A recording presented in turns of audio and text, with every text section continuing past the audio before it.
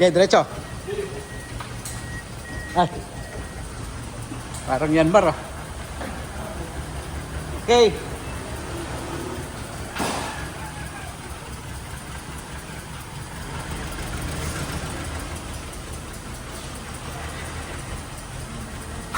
Yan mga boss, meron tayong Altis na palyado. Dinala rito sa shop. Yan, diretso. Diretso, diretso.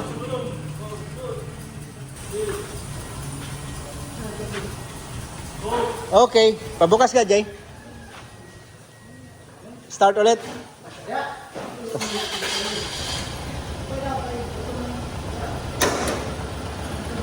So, tingnan nyo mga bossing yung under ng Altis natin. Ayan o. Tukod.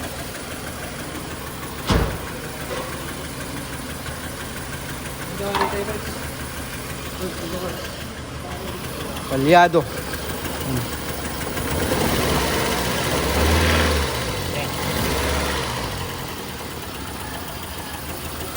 Sama ng under.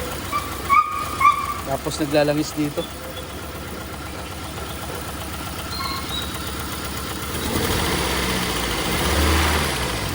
Kuha ka tubig boards. Titingnan ko lang pag in-start kung hindi bumubulwak. Tubig.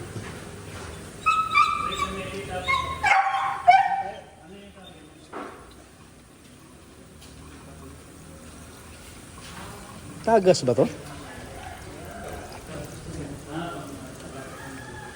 Sige, start mo nga.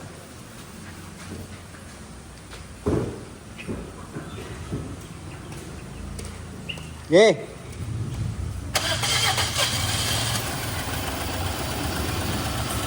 Bulwak.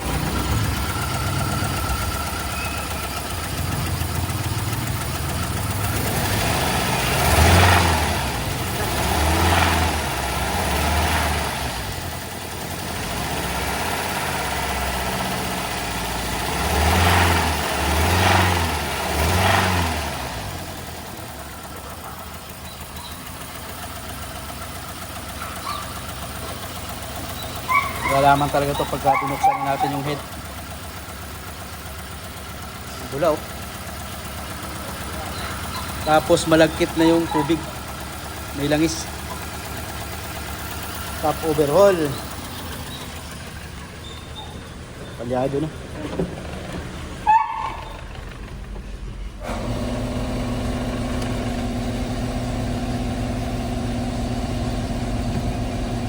Tapos mayanig na siya mga bossing. So sa mga ganito, sinabi ko kila sir, cylinder head gasket muna ipo-pull out natin dito sa ganitong sitwasyon ng Altis. Okay mga boss, sisimulan na natin tong tanggalin yung cylinder head. So ngayon mga boss, natanggal na natin yung cylinder head gasket ng ating Toyota Altis. Hindi nga tayo nagkamali, cylinder head gasket lang naging problema nito, kaya hindi gumagana yung 3 and 4 na cylinder niya. Kaya nagkakaroon siya ng palyado o sobrang vibration at sobrang bula ng kanyang tubig sa radiator, no? So papakita ko sa inyo yung kondisyon ng head gasket nitong Altis na tinanggal natin mga boss. Ito na siya mga bossing, no? Yung head gasket. Ayan. Tanggal na natin.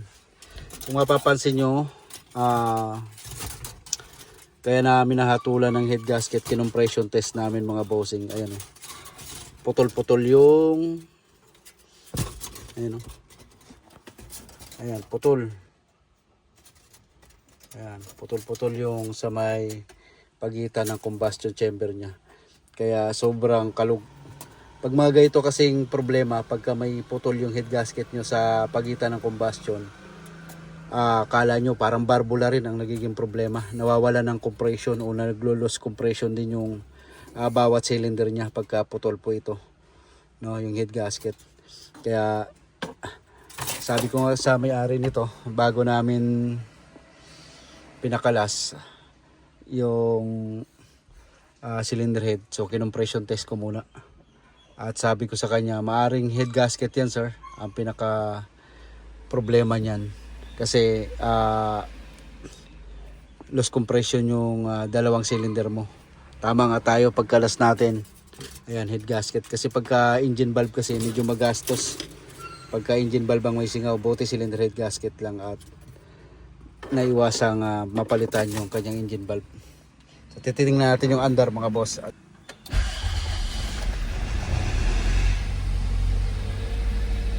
Yan, cold start siya ngayon.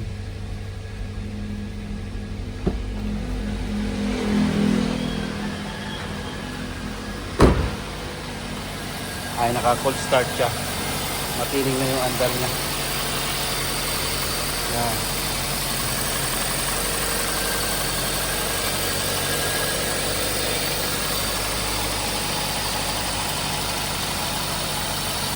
Ito mga boss.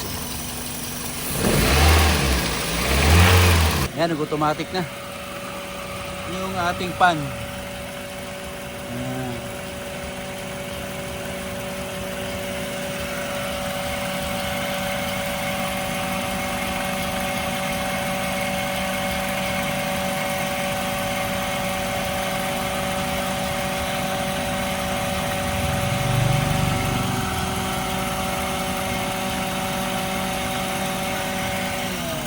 Yan.